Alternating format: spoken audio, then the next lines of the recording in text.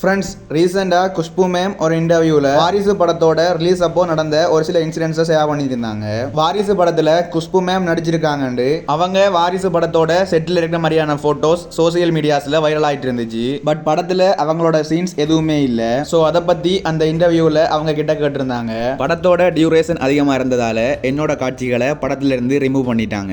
ஏன்னா என்னோட சீன்ஸ் மட்டும்தான் படத்தோட ஸ்டோரியோட கனெக்ட் இருந்தாலும் தனியொரு ட்ராக்ல போயிட்டு லாஸ்ட்டாக தான் வந்து கனெக்ட் ஆகும். அது மட்டும் இல்லாம என்னோட சீன்ஸ் முழுக்க முழுக்க தளபதி கூட தான். சோ வேற எந்த ஆக்டர்ஸ் கூடயும் காம்பினேஷன் சீன்ஸ் இல்லாததால படத்தோட வேற எந்த சீனை கட் பண்ணாலும் படத்தோட ஸ்டோரி பாதிக்கப்படும். சோ டைரக்டரே எனக்கு ஃபோன் பண்ணி நேர்ல மீட் பண்ணி இது சம்பந்தமா என்கிட்ட பேசி எக்ஸ்பிளைன் பண்ணிட்டு தான் என்னோட போர்ஷன்ஸை கட் பண்ணியிருந்தாங்கன்னு சொல்லியிருந்தாங்க.